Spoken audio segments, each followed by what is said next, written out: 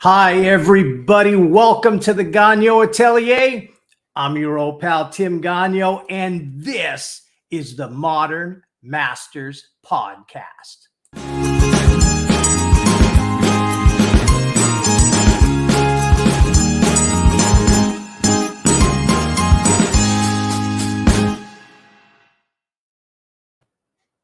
Well, welcome to the show, everybody. I am so glad that you joined us today. We have got an awesome show for you today. I know I say that all the time. I do. I admit it. But I ain't joking today. Today is going to be absolutely spectacular. We have one of the coolest, most amazing artists we have ever had on the show today. I have been planning and hoping that I would get her on the show, and we've got her on the show right now today. So it's pretty awesome.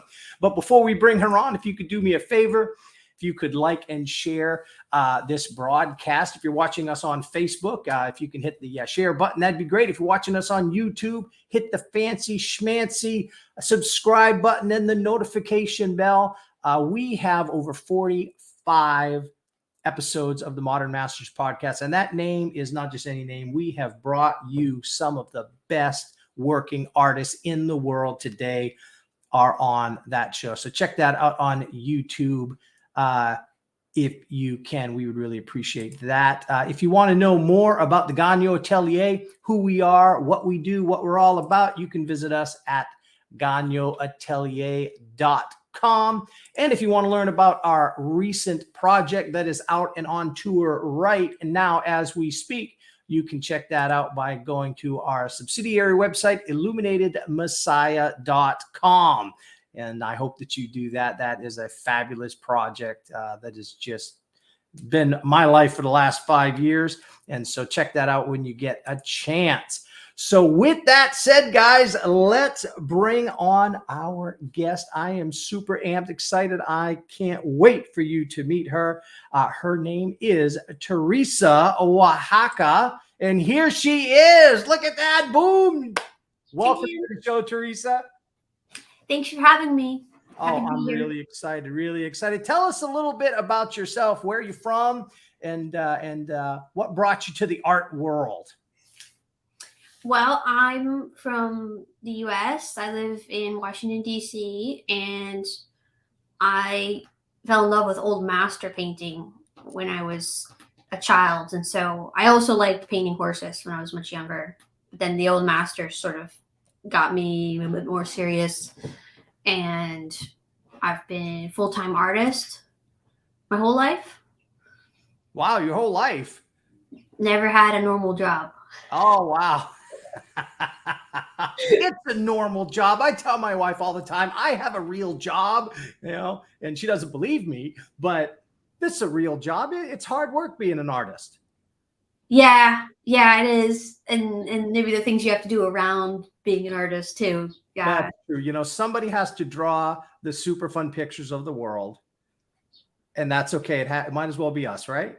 Mm-hmm. There we go. Well, so you've been an artist your whole life, and you said that when you were a young person, you did that. So that was what, 2 weeks ago, 3 weeks ago, a year ago? Because you look pretty young to me. So of course I'm an old man, so that doesn't help there. But so you've been doing this for how long professionally? Then would you say? Since 2008. Okay, so that's quite a good career. Yeah, I mean, I graduated in 2010 from the Florence Academy of Art in Italy. Oh, but wow. I was making portrait commissions during breaks and selling work to foot the bills. So that was even before then. I was selling work. Oh, wow, fantastic. That's yeah. Not everybody could say that. A lot of us, most artists, they've had the day job while they were building their art career. And then they have like a breakout moment, and it's like, now I can finally take the leap, and it's terrifying. And I mean, I'm sure it was terrifying for you too when you're trying to make ends meet, pay the bills, and you're selling art. So, but you did it. So you went to what academy again? Florence Academy of Art. Oh yes, okay. So you went to Florence Academy of Art in Italy. Mm-hmm. Yeah. And how is that for you? What made you decide to go there as opposed to other places? Oh, I was sort of in pursuit of the old masters and the techniques and maybe what I saw as like an older way of life, Mhm. which I kind of found Florence at that time. I mean, it was and still is in the old part of the city. It's like a museum, and it was right before the smartphones and social media really rolled out for everyone. Mhm. So you could just kind of focus and read books and talk to people in person, and that was like your whole life, and just studying all the time. And it was a So nice so little you were start. living in a history book. Yeah, yeah, that Wow. sounded very romantic, and I thought the benefits of just like seeing art about me and being inspired would help. And so, Mm. So that obviously had a great impact on your work now, yeah. having that surrounding. So, what was it in particular about that area and that era Mhm. that made you just go like, this I found my, like we always say, I found my people. You know, Mhm. you found what you want to paint like and how you want to. What was it about it that intrigued you and like kind of sucked you in? It's that history. It's just hundreds or thousands of years of art and architecture, Hmm. and the history is remembered a little better. And so you always feel like you need to pick up a new book or visit a museum or some, church. Oftentimes the churches are more like true museums because they have sections which they just won't update. So, a lot of museums are always like kind of like some of them it's really sad. They'll take away like the 19th century wing or something and they'll modernize it with touch Hmm. screens and they'll put half the work in storage and um, I don't know, put like someone's crayon drawing up next to a Michelangelo and like Oh yeah, that's provoke you, and it's like I just yeah, want to go into like an old palace where there's no such thing as privacy and right. the hallway. It was just like room and secret chamber and amphitheater and like a bathtub over here, and then there's just like art Hmm. everywhere, and it was just Right. that just seemed like I was seeking out that older kind of aesthetic. Right, that's fantastic. Yeah, one of the things I say whenever I speak, I always start with, if there was used to be a day where if you wanted to see the greatest work of art in the world, you went to church. Yeah, And in some ways you still go, I mean, like the Sistine Chapel, it's in a church. Um, but yeah, those old churches and those old things, especially in Europe, yeah. the old cathedrals and things, they've got the paintings that were done by the old masters as their altar pieces and different things. So Mhm. that's got to be absolutely fabulous. So that was the era that really really inspired you. Um, Now, when you came back to the States and you started working, you kind of kept that influence, and so you started with paintings and things like that. How did the reaction initially when you were doing your paintings in this style of the old world, for lack of a better term, and you were bringing it to America? How was the reaction and how did you get that out there? And what was the initial reaction when people started to see your work? Oh, it was good with you could see like direct sales to clients or collectors, and Hmm. I had some good shows at more like private functions, like I think I had a show at the Carnegie Institute of Science. It was this like really cool building in DC, and Hmm. it wasn't really about me. It was about like raising money for dreamers to go to college, and I was just like part of the attraction. But like I did Uh-huh. make some good collectors there because they were reaching out to people who wanted to support people. Um, in this case, young students, but they also wanted to support me. So I was like, oh, that's great. That was a great way to start off. There was yeah, just like people at museums. I did a couple like local art fairs when Hmm. I was in school, so I picked up some interesting portrait commission clients through that, and that all seemed very well. Once I started to try to get into like more contemporary things with the word art, that is hard Hmm. because at least where I live, realism sometimes is not. I think it goes in and out, but it's not seen as contemporary enough. Right. And if you're just working from a like a school where you're like, well, I just want to be like a real skilled traditional fine art painter, or you're just trying to like channel artistic kind of like surrealism and Mhm. this kind of dreamy imagery. It doesn't have a lot to do with politics, and then the art is too representational, and so it needs to be abstract and political, and I'm the opposite. So that can be frustrating a little bit, but luckily we're in a more globalized world, so I can just basically go everywhere Mhm. and get a little bit of business everywhere. So that's how I do it. Because I'm more Yeah. eccentric. So I think that's how it works for eccentrics. You have to kind of like get out. So there's nothing wrong with DC. I'm not saying there's anything wrong with DC, but that honestly would be my take on it, Right.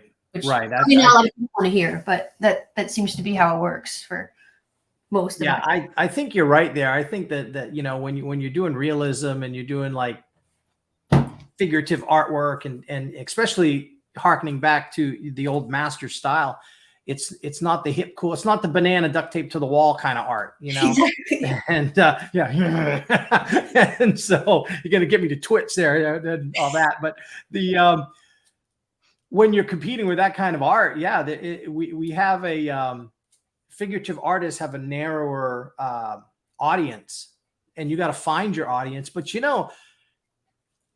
I come from an era where we didn't have the internet, Mhm. and so like I remember when I was in the military, we had a briefing, and they brought us all into this conference room, and this young lieutenant was teaching us this new fandangled thing called email, and he was explaining to us all how to use email. And the old guys, that the colonels and chief masters were raising their hand like, okay, so I write my email, and then I print it out, and then I put the stamp on it. They're like, no stamps. I'm like, Yeah. okay, so do I put it in this in a folder? No, you don't print it out. You just hit the send button. And we couldn't wrap our brains around email, and so, but now artists that are coming up today, we have so many ways to reach our audience. It's I mean, like you were saying, you could be selling art to somebody in Singapore, whereas before you would have no way of reaching really just outside your region. Good luck reaching anybody. So it's a Mhm. beautiful world we live in for artists today. We can find things, and also people can find you. And so based on that, let's go ahead, and that's good. See how I segued right into this? Pretty Nice. fancy. I don't want to brag or nothing, but let's show off some of your artwork here so that we can talk about this. Because guys, wait till you see this artwork. It's going to blow your mind. What I love about Teresa's art is when I look at it, I say to myself, Tim, you need to step up your game, bro, because this is like inspiring stuff. Your brushwork, your just I love everything about your artwork, and it makes me want to step up my game. And Oh, so that's why I had to have you on the show, because I want to be around artists that inspire me to take it to the next level and to grow. So all right, so let's show you off. This one is called Journey to the End of Night. Ooh, fancy names too. I love it. And here it is. Look at that thing. Tell us about this painting. well, I was teaching a long workshop. It was like no, it was 4 weeks, I think, in Belgium. Wow. I don't usually teach that long, and it was in this old 19th century to medieval building, and it had been a hospital, and it was right in the city center. And there was like a museum and a beer tasting place, and then artist studios. It was like a mixed use place, and so I was in one of the long rooms. And so during the day I was teaching, and we were painting this really big portraits of a red-haired woman with a bunch of dolls I'd brought in. Um, and I was critiquing people and painting. And then um, afterwards we'd go out and play pool and like drink beer and have like mussels and French fries and wander around the city. Very like bohemian like. It was very fun. And then I would sort of like sneak back to the building because I wanted to paint. I just had this desire to do more painting. So I was making this during the night times, and I didn't have a good light. And I wasn't painting from life, and I was, like doing all the wrong things. But I was like, I just had to paint, and so that's what I was doing in like the wee hours of the night, for about a week or two, and then Oh, neat. I got too tired. I couldn't do both anymore. But It's a stunning piece. It's an absolutely stunning piece. So you had all these dolls brought in from overseas to I made Belgium. those. You made them? Yeah, sculpted them and put outfits on them. That's amazing. Now, but what I'm saying is, did you fly these dolls in from America to Belgium for this particular purpose, or did you make them there?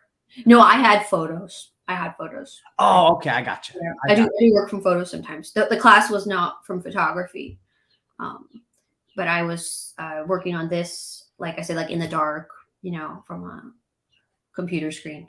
Oh, wow. So bad lighting all around. Yeah. Everything was bad. Yeah, like the Yeah. worst light.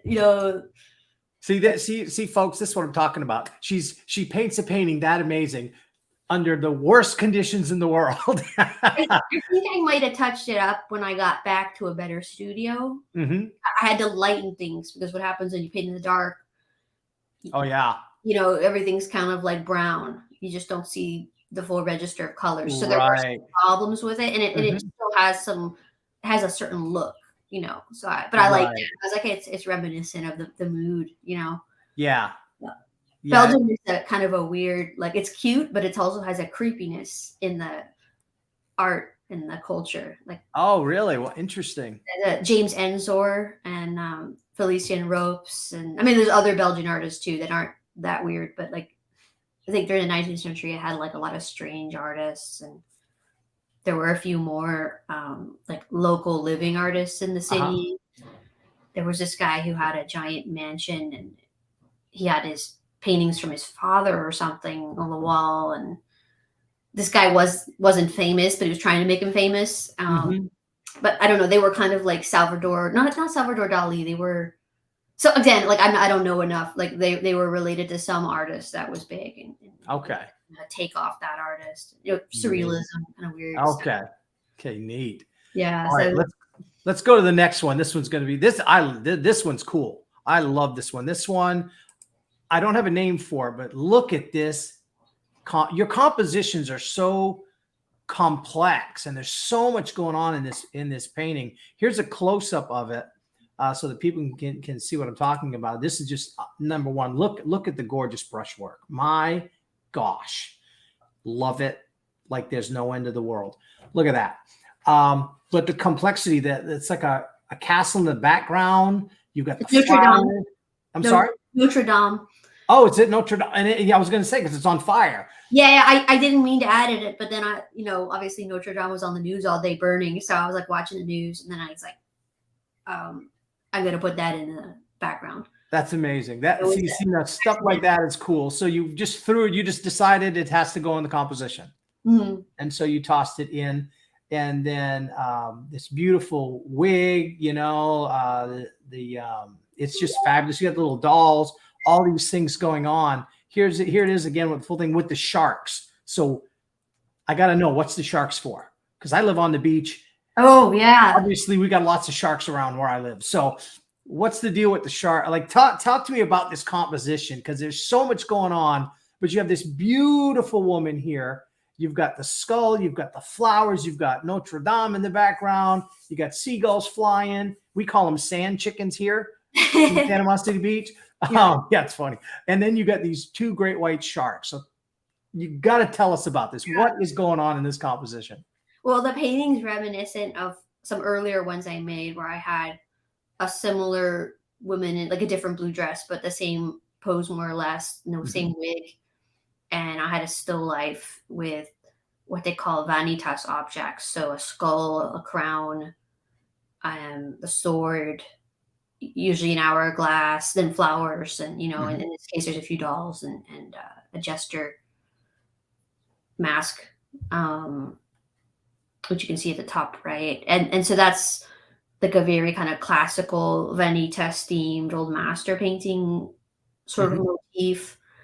And I had made a few and sold them, and I was like, I should make another one, but I didn't want to just keep making the same thing. And I was starting to get into adding backgrounds at this point, and I was also getting into adding animals again because I had been really interested in painting animals when I was a child, but then I kind of put it away. I thought, oh, that's childish. I have to do like humans and Mhm. figurative realism. And then I was like, I'd like to start doing the sharks again. So I think they're kind of like reminiscent of it could be like anxiety or some artists like they would say it's existentialism or other artists. I kind of see them more like in between, like they kind of represent ancient history to me, which is like such a long forgotten time that Mhm. it only exists in oral traditions and like you would call like indigenous tribes from around the world or like um what they call is it geological time, so that's like when they just look at rocks and they figure out how long ago things were like that kind of Right. age, like there's something scary I think about that kind of time. Oh, okay. So like And these like almost prehistoric yeah, monster kind of a theme. it's just neat that we have some species that are along around so long for the ride, and Yes. Yeah. Yeah. others Shark. are not as long ago, like us, maybe, and like the coexistence. And I like Jurassic Park too for that reason. That's a cool movie series. I love me some dinosaurs. That's for sure. That, Yeah, that- as I thought it was time to bring some more fun into the painting. Like that I love that what you just said there. You just bringing some fun into the painting. yeah, So you painted two scary sharks because it's I don't fun. know how you like. I grew up like I have a picture of me at like 2 years old in my underwear drawing dinosaurs where I have all my dinosaur toys and I'm Mhm. drawing on a paper grocery store bag and I'm drawing dinosaurs. And artists, when we're little kids, it's like I think it was Pablo Picasso that said, every child is an artist. The trick is to remain loving art when you're a grown up. How do Exactly. you keep that child alive? And artists are able to do that. So it's like you've got these sharks surrounding this beautiful woman, and people are like, oh, it's existentialism. It means anxiety, and you're like, painting sharks is fun. And that's it right there. I love it because painting sharks is fun. Mhm. I painted the entire Bible. I painted every book of the Bible, and out of all of them, my favorite one was Jonah and the whale. Yeah, I'm So actually gonna do a painting of that too. I'm yeah, really well, in my painting, what I did was it's not a whale because uh-huh. in the biblical text, it's not a whale. It's What is fish. It's a fish. I actually was asking people because I was trying to imagine what mine was going to be, and I was Yeah. thinking like a carp or something, Yeah, right? Like, no, it was after exhaustive research, okay, I'm almost convinced it was a great white shark. no way. Absolutely. Oh, Matter I of gotta fact, do my painting now. yeah, yeah, I'll show you my painting when we're off the air, but yeah, no, I can almost guarantee you. It was a megalodon. There you go. I would. Yeah, no kidding. I could have been. But yeah, no, I'm pretty much convinced it was a shark. And I'll tell you why after the show. It's going to blow your mind. And Okay. but you on the air want to know, I'll put it in the description below. But we have a video on the Gagnon Atelier YouTube channel, and there's a whole episode devoted to the painting on Jonah and the whale, Wow. but with Well, a shark. So there you go. But sharks are fun. in Pinocchio, the cartoon Disney version, the Yes. whale that swallows Geppetto is a sperm whale, I think, and it has Mhm. like, teeth. It's a very scary whale. Yeah, it's very big, way bigger than an actual sperm whale, too. Yeah.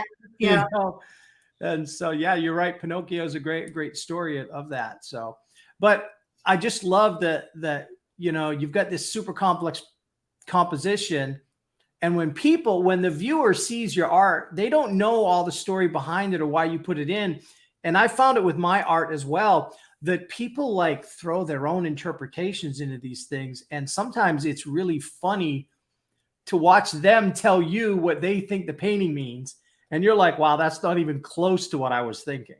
Well, that's interesting. I think that's actually part of art now is that people need to be able to put their own meaning or take it out. And if you Mhm. spell out what's there too much, it can come out more like propaganda. Or That's a good it was point. a term in I think in like communist or the socialist realism, where it was like um, I think that you even see it in paintings like that North Korean artists make. It's like Yes. you have to paint a certain religion with the fascist leader as God, and they can't Right. deviate. And then the other one, it would be like corporate art. Supposedly that can also look a bit unartistic because they've been told everything, and so you don't want to come across like that. Right. There needs to Right. be some mystery. And I also think that like a lot of the good art, the artists, uh, irregardless of the time they were living in, they were channeling something more eternal. Mm-hmm. And so like you need to leave that open a little bit. Right. Right. I think that's part of it, and then the way it operates on the viewer is important. And the other part, which is really interesting, is like only other human beings can really appreciate the art we make. Like other animal species don't have the eye cones to appreciate the colors or the Right. value, or even they don't see the 3D effect. So Right. we're just painting for each other. That's you need to have the audience. Yeah, and I agree with you there. I think that one of the things about art that is so powerful is that emotional connection between the artist and the viewer, and it can move people in dramatic ways. And it does, when people who are attracted to your art, they get this deep, it's a deep connection. It's not just, oh, I love her art. It's like they become passionate about their art, and then they want to learn more and more and more about you. And it's pretty amazing when you see the way people do look at art and then try to figure out all these things, and because it makes that deep connection. Your dog doesn't care. I've shown pictures, to my dog Oliver, and he could care less, you know, Yeah. about my art. He really does, Although there is one story where I had a painting. I had an English bulldog, and he started screaming and howling and being terrified at night. And he chewed through a gigantic wooden doggy gate. He ate the gate to get away from whatever was scaring him to death. We thought it was thunder and lightning. We were all these things. What's wrong with Samson? When I say he ate a dog gate, it was a dog gate that I made out of 2x4s, like giant saloon doors. He ate it. And that's something to do with your painting, you think? Yeah, it was the greatest compliment I've ever had. At the time, because we were building this studio that I'm in now, my art studio was in the dog room. And I had a painting of a prominent pastor here in the Florida Panhandle that I was doing his portrait. And the dog thought there was a big scary man in his bedroom at night. And so he was terrified of the big scary man that was on my easel. So I was like, I clearly did a good job, because the dog thought the painting was a big, scary, horrible human. Yeah. So like, but normally the dogs could care less. So, Mhm. but people, your paintings really, really, really touch. So let's go to the next one. This one is called To the Party. I like that. Here we go. And tell me about this. Oh, that was probably, it's one of my earlier ones, and I was starting to add more things into the background, merging still life with the figure. Mm-hmm. And I didn't realize till after I almost finished it that it looked like the mask was drinking tea, and I really liked that aspect of it. There's a mask in the woman's hand. Oh, yes. And yeah, I can see it now. Yeah. Yeah, and I was like, oh, that's cool. And that started opening the door. So I tend to put a lot of things in. I have a lot of Venetian masks. These are carnival masks from Venice, and there's some Mardi Gras ones from New Orleans. Yeah. And I have birds coming out of their eyes and mouth a lot. And not yet in this, but that was the beginning of like starting to make the masks characters more and more. And there's still a very like polite amount of flowers. Like I go to the supermarket now and I'll buy like 12 bouquets, or maybe 6, like 6 dozen flowers, There was just like 1 or 2, but I started realizing like more was more. Mm-hmm. Which seemed to be against the prescribed, like how to set up painting. Of course, that doesn't really mean anything, really. There's so many different ways people make art, but it was the beginning when I was starting to like say, oh, I want to paint traditionally, but I want to go back to like the Baroque layering where there's just this overabundance of life and exuberance and color coming at you, and you know everything's kind of painted well, and it's yeah, and maybe there's a little bit of like a mood to it. Like I like painting moods in paintings more than portraits. So I don't always consider a lot of my paintings portraits like that. The models are more like actresses or actors. Right, right. Yeah. And like I look at this painting and I'm like, oh, she's been playing with her children and she's exhausted. Oh yeah, yeah. I didn't see that one, but I saw the dolls coming to life. Like they look more alive or awake than the human. I like to hide people in masks and dolls, and like you almost don't see the portrait subject. Right.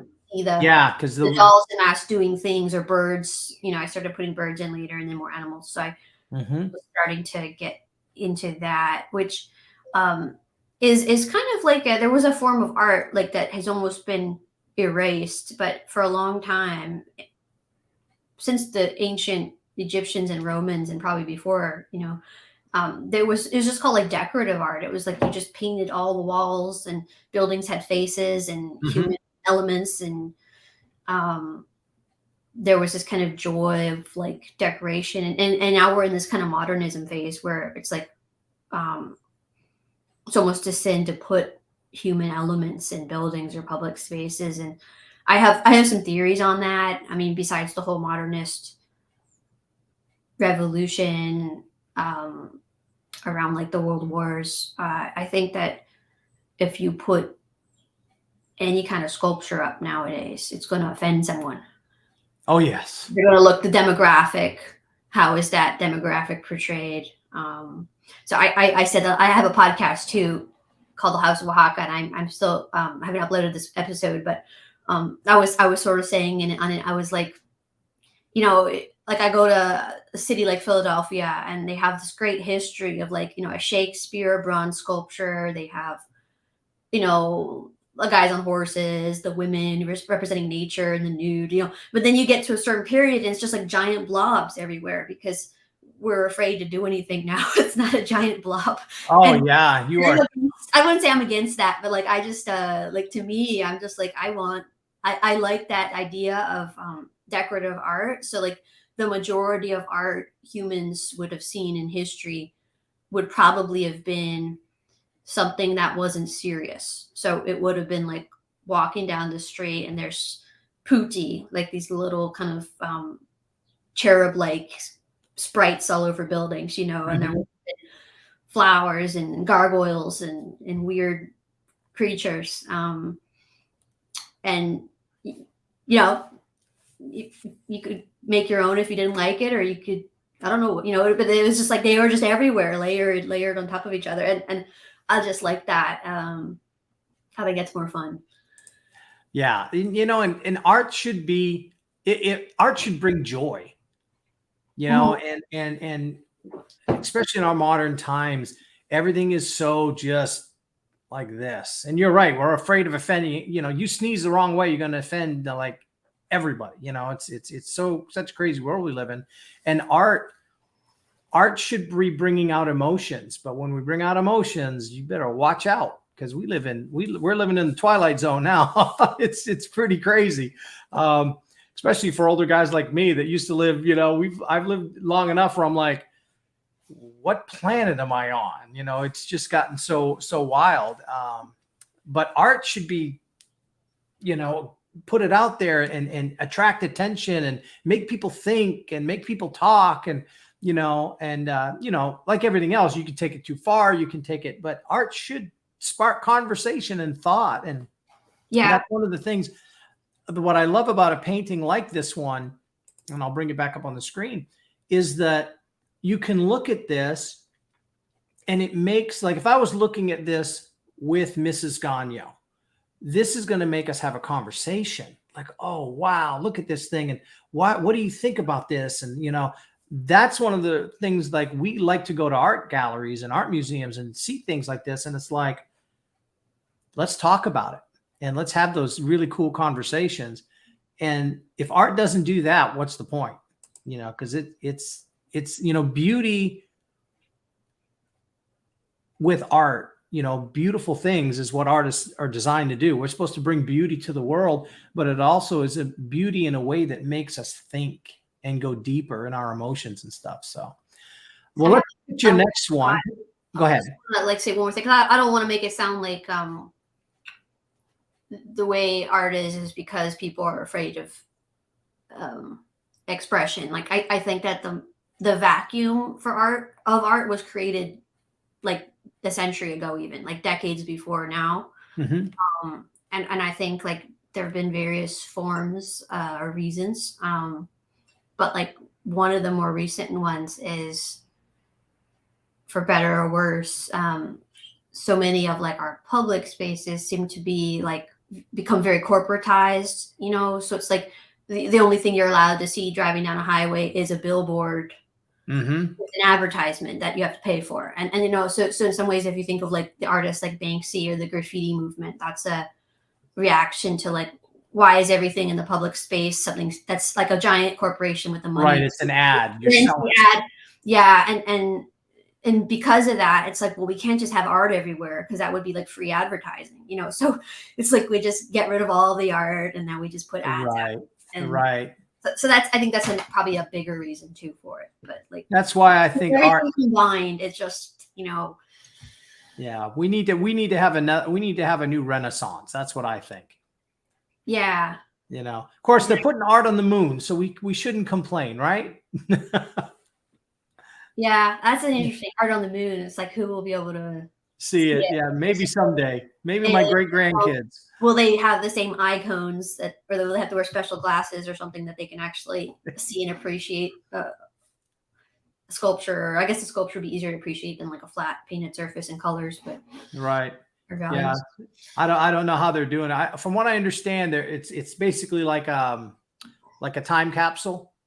Yeah. And they're putting all this artwork digitally onto like a disc or something, and they're sending it up to the moon with a bunch of other things.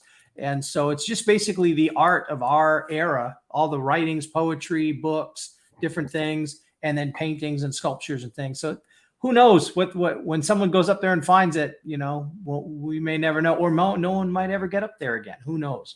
So, but I think it's just neat that, you know, we got at least art going up there. But I think down here on this earth, a good renaissance would be good for our culture. We need another artistic renaissance. That would be pretty good. But speaking of renaissance, let's show another one of yours.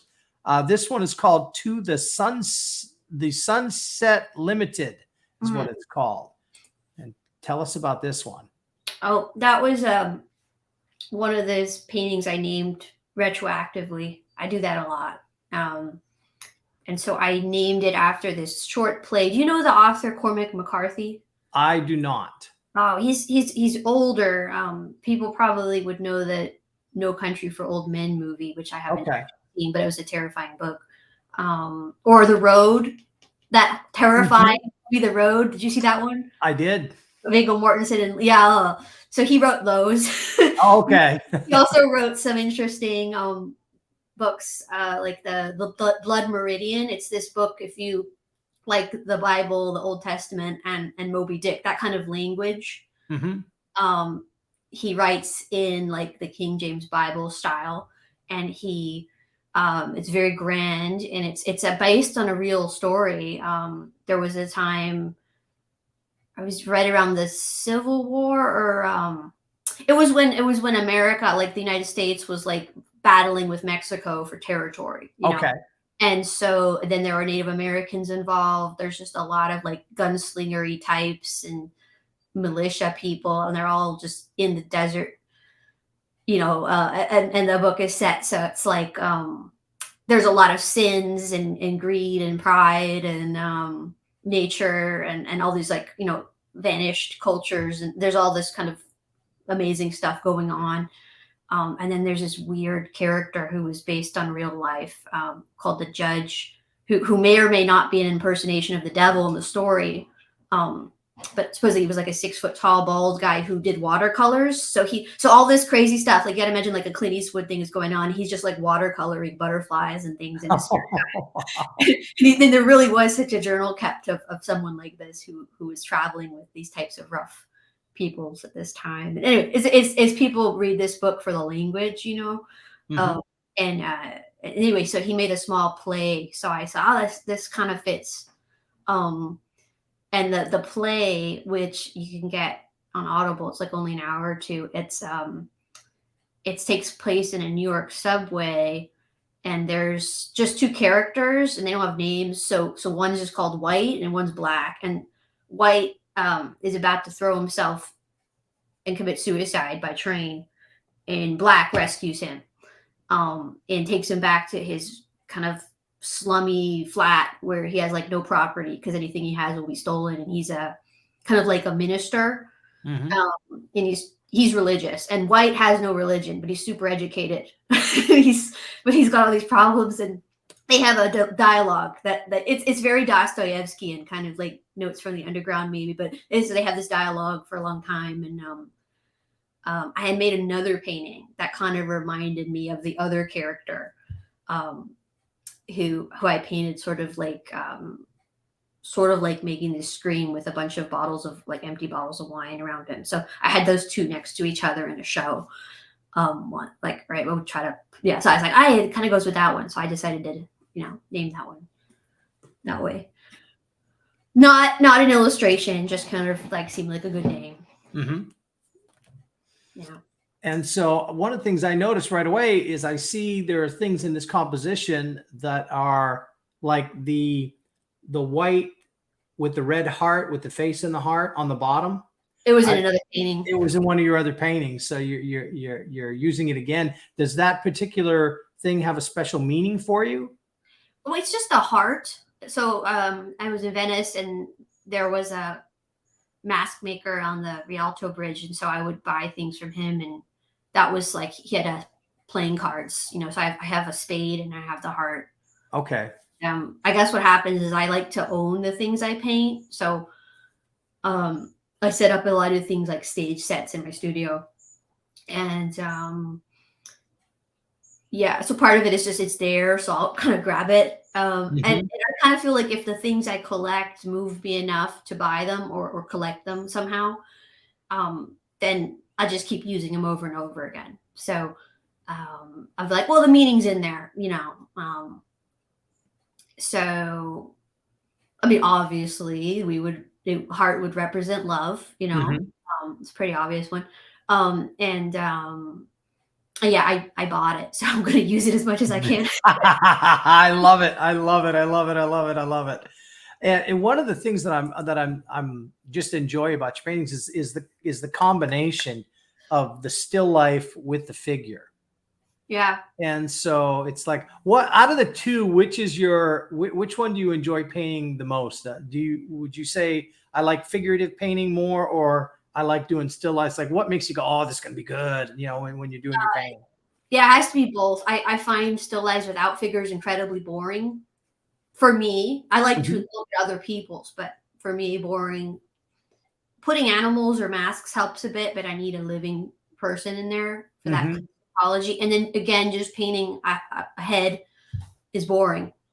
So I need some still life. But now I've been doing landscape and nature as well in there. So I'm still doing still life, but I'm starting to do a little more landscape. Right. Outdoors in the arts. Right. Because your compositions are so beautifully busy. I guess that's a cool way to say it. They're beautifully busy. That it's like there's, like for me, it's like I love to paint the figure. I love to paint certain subject matters. And it's like, okay, but out of that, what's my go-to? Like if I was just going to like relax and just play and do anything I wanted, what would I paint? I would paint this, And so asking you that was my thinking process. Like, okay, what's your go-to? Like, I'll ask you right now, what is your go-to? Like if you were just going to paint for fun and you were going to paint something, what would be your first reaction of what you would like to paint? Well, so I would probably go to the supermarket and buy a lot of flowers. And then depending on the bouquet I could arrange, depending what's in stock and what looked good together, that would set the color palette. So sometimes it's more pastels, sometimes it's brighter colors. And then just because it's easiest, I would probably just use myself in the painting, though I would also, maybe if I could try to rope a friend or family member to pose, I would do that. And then I would try to dress them up as much as possible. Again, easier to dress myself up, less resistance. Well, that's the perfect segue to some of these other photos that we're going to show off. These are paintings that are in progress, but you're with them. You're like posing with the paintings in these incredible costumes. So we need to talk about these incredible costumes, because you are very famous for these beautiful outfits that you wear. You're wearing one now, a beautiful ribbon in your hair. I don't have enough hair for ribbons because I have 5 children and they've destroyed my hairline. So, yeah. That's what happens. That's what happens. So, but let's look at some of these. These are so great. These are so great. So here's one you laying down next to a work in progress. And that is a great one there. What a beautiful outfit. I love the bows on the stomach area with like strawberries. And that is so cool. Now, where do you get your outfits? I'm going to keep that a secret. It's trade secrets. Oh, man, they are so awesome. They are so awesome. Let's look at this next one. Look at that. Well, look at that. I love that. I love that color. That purple is just beautiful. And tell us about this painting. And now this is an in progress painting? Yeah. I mean, I work somewhat slowly. And so everything's blocked in. And I think after this, I made a little addition. I added a scene from the Feast of the Gods from a Bellini painting into one of the corners. But otherwise, I'm just rendering drapery and making in the flesh and making it look better.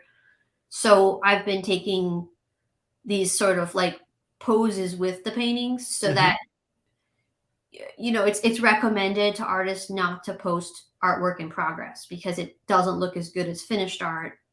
And the argument is that people will think you can't paint well, or they'll think that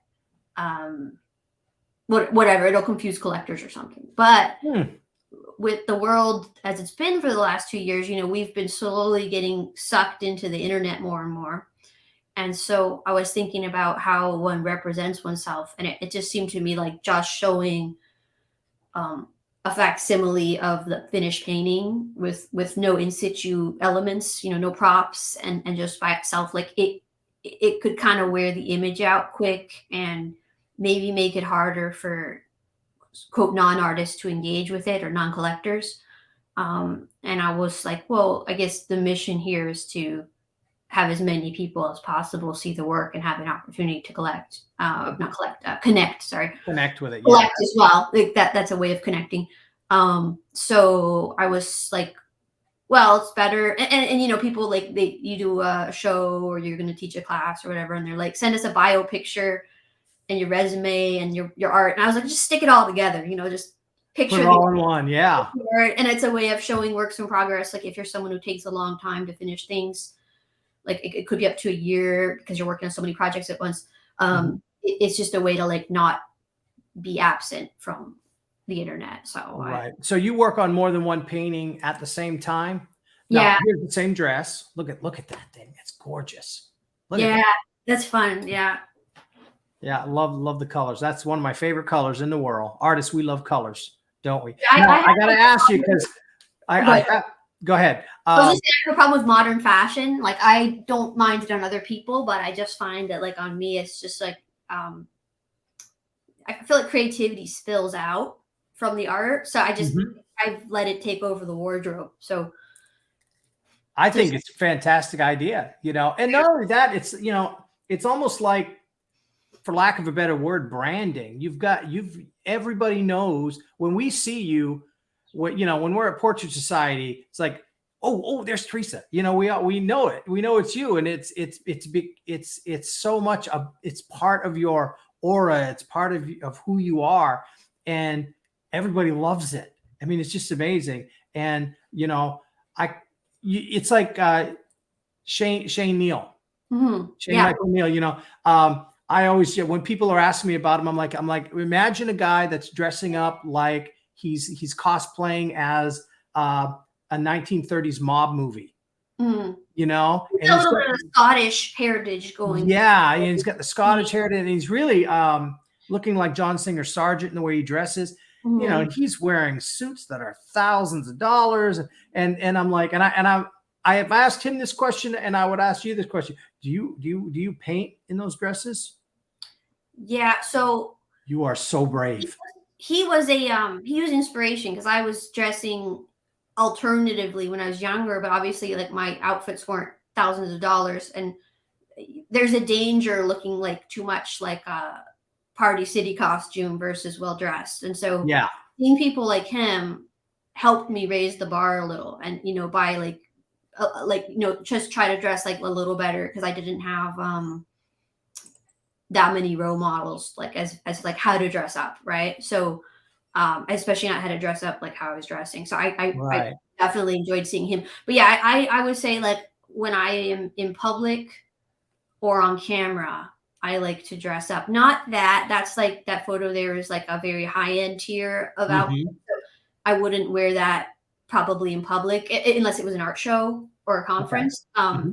And mostly I would just wear it to pose for a painting. For a photo shoot. Yeah. Or now, yeah, now it's like, oh, now I can actually use them for photo shoots. It just took me a while to like realize I should do that. So I've been doing that now. But the that I have like just more nuanced clothes that if I did get paint on them, it wouldn't be a problem. And I'll just kind of wear the same like 8 dresses when I teach or whatever in I person. So, gotcha. I gotcha. Because you know, yeah, I don't go full on fancy when I'm teaching. That would be, right. Yeah. Because these are definitely photo shoot. Wow. Look at that one. That's amazing. yeah. Absolutely amazing. Oh my gosh. And it's like when I'm painting, I look like a nuclear bomb went off. I've got paint everywhere. If it's like if it's not all, and so my wife has like forbidden me to dress in new clothes or Mhm. anything. Like I have my home, she calls it my homeless man outfit. Oh, I have the same. I call it like the woman in white outfit. I have like long white, and I eventually started collecting different colors because I didn't want them to look like nightgowns, but like Victorian nightgowns with Uh-huh. lace go to the floor, Hmm. and I'll wear those in the studio. And then I got some silk pajamas underneath, so it's like comfort, and then just like cotton you can bleach in the washing. Yeah, so I have that too. I'm practical. I just don't Yeah. show it on the internet. Yeah. I've got an old Nike sweatshirt that's probably older than you. And It's and then you can comfortable, right? and you can tell, well, it's missing a sleeve and the neck is that part's gone. When I say homeless man, it definitely looks like a homeless man's outfit. But you know what? It keeps me from getting paint on my nice clothes. Yes, it's the Because, reality of being an artist. We're like yeah, craftsmen, craftswomen. So I probably spend more time in like Cinderella clothes, like the not ball gown, the one where she's just right. Yeah, when Cinderella. she was So right. yeah, I think that's fine. It's great. I think it's fantastic and they're gorgeous outfits. I mean, it's so cool, I mean, but I always worry. I'm like you and Shane, I look at them and I'm like when he was demoing at this last portrait site, I'm like, is he crazy? Oh, It's gonna, like my wife would murder me with a hatchet if I dressed that nice and I was gonna dare pick up a paintbrush. She would murder me very quickly and it would be bad. So I wonder how you guys do. So you're more of a clean painter? um, I think so. I mean, I could probably. I have worn this dress and shirt to teach. Actually, I wore this Okay. to St. Patrick's Day, and I didn't get paint on me. It was an oil painting class, so but it's That's always a weird. risk. There's always a risk. So, but Right. I wouldn't want to do it every day. So it's Right. just Just got to feels be more just comfortable not to have to do that every day. So. sure. So let me ask you this. Where do you find your inspiration for like your ideas of what you're going to paint? And what would you say is that one thing that gets you fired up? And you're like, oh, I'm going to paint that, and this is going to be this and that. Like where do you find that inspiration to come up with your, like what, how do you go from here to here in your painting? I always like this funny quote by Stephen King, because he's always asked where he gets his ideas, and then he says, there's a little used idea shop I go to. But I think as an artist or creative, that probably the reason we get into this is that we have so many ideas spilling out. And I've noticed with me, and I've noticed this with like, writers or, anyone who has like a podcast or some kind of like public presence, like they just feel like getting really in depth and talking about history and psychology and politics and art, and I would imagine, like, of course, you're probably very smart if you do those things, so you don't have this problem. But like, I sometimes, like, I would notice, like, I have an inability to do small talk or going too serious in conversations with strangers or people or even family members or something or friends. And it's like, so that stuff needs an outlet. So that's why we do art, I think. There's too much to say. Like if you think a conversation is like a podcast, it's like not all conversations are podcasts. Like people don't have that much energy or time, all the time. They're right putting it in different places. And so art is kind of think where that energy goes. That's a great way to word it. You're right. I think in a lot of our relationships, and especially with like internet stuff, the internet world we live in, it's like sound bites, or we only go that deep a lot of times.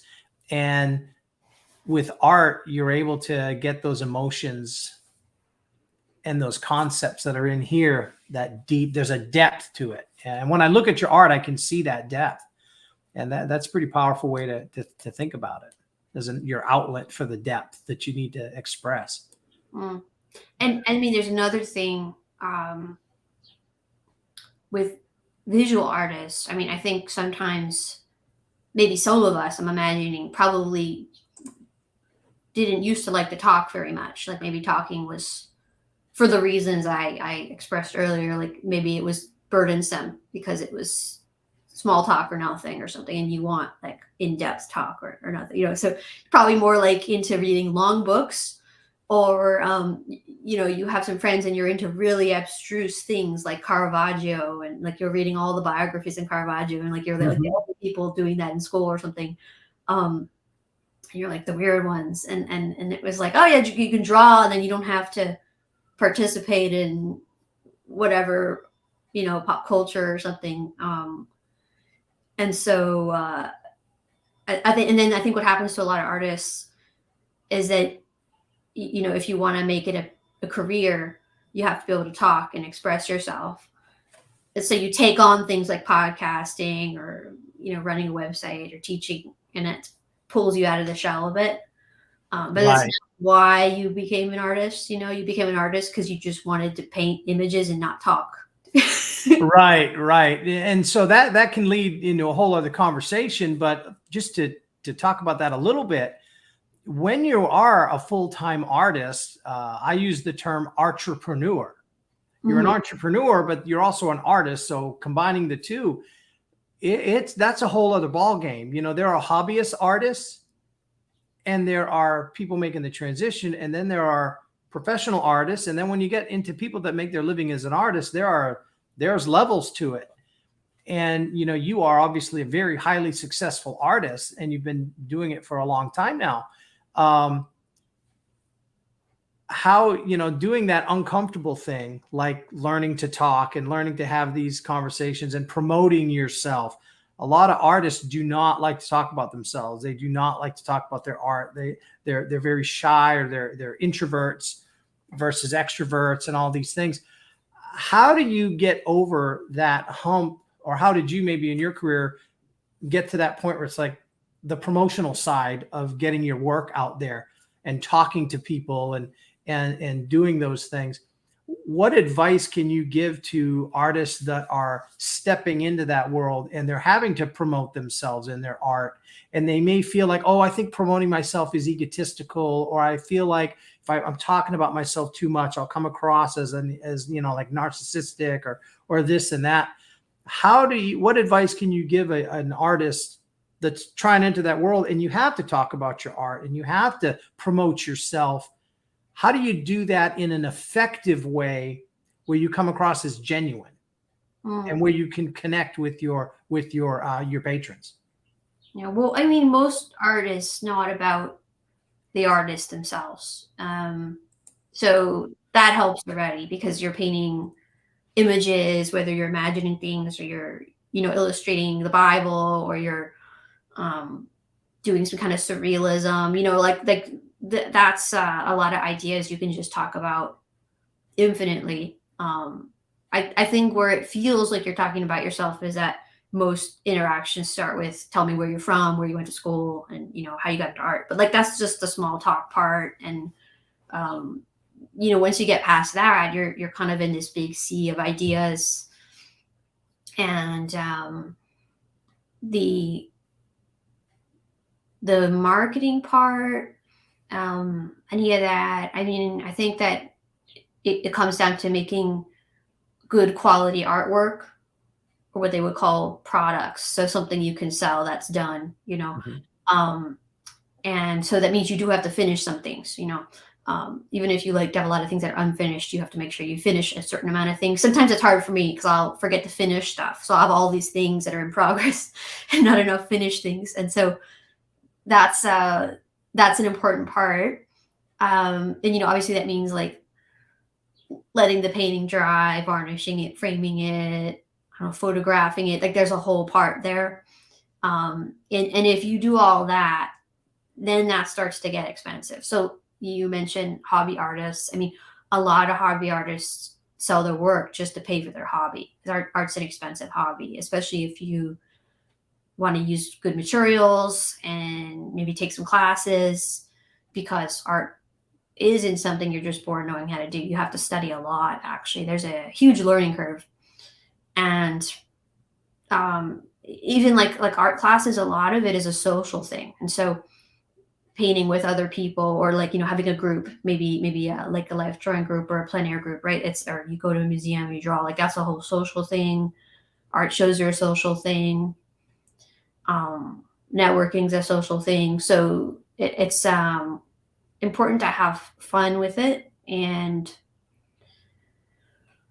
yeah, that's what I would say about it. I mean, obviously there's a couple ways you can go about it. I mean, there seems to be a lot of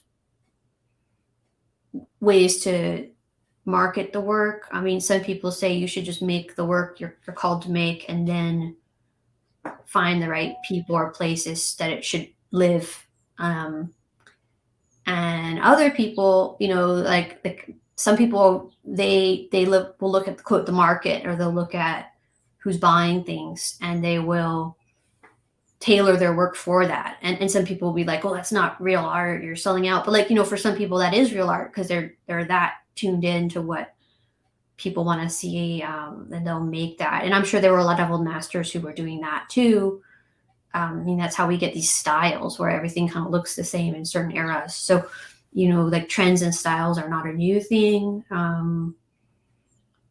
But yeah, we're in an interesting period where there's just so many different ways that you can even just self-fund yourself. Like you mentioned having like a day job, or some people will teach, like if you get a position at a university, especially something like that, where you don't have to sell anything, you can just teach. And then those artists actually sometimes make the best careers, because they're just purely pouring their brain power into making images that they care about, and then they can put a high price tag on it, and when it sells, it's like, oh, it's $100,000, versus like, again, then we have the other one, we mentioned this before, but let's say you've told, okay, if you make X number of portraits, like pet portraits a week, or portrait commissions of people's kids or something, you can sort of get into also a good rhythm and make like 3 paintings a day, and then you're doing really well, because it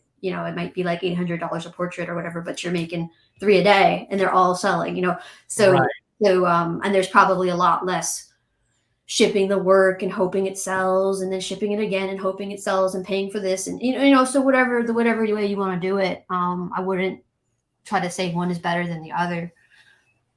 Yeah, I think it's important that you find your niche, and you find your marketing style. Like if you say, this is what I like to paint, and I'm not painting other things. Like some people say, oh, well, I'm only going to paint this because this is what's hot right now.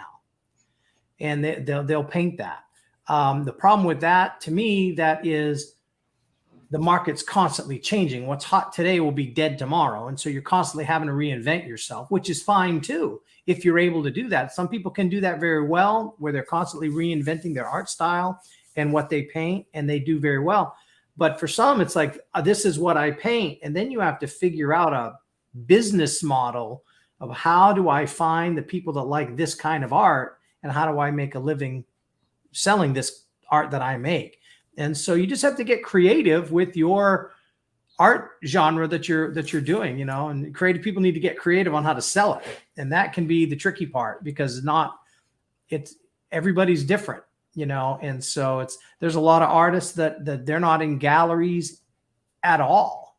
Mm-hmm. And they're doing, $500,000 a year in sales. Wow. And it's like they're only selling off their Instagram page or an Etsy store or these things. So the world has definitely changed. And then artists during COVID that were only in galleries, they were hurting during COVID, because the brick and mortar galleries, a lot of them went out of business.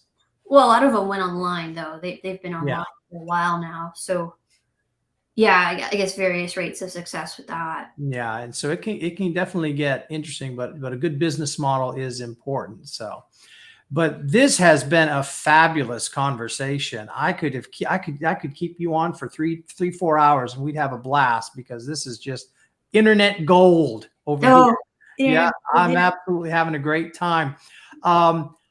We got to have you back on. We're going to have you back on. We've got to do another show with you, because I'm sure there's a lot more we can talk about.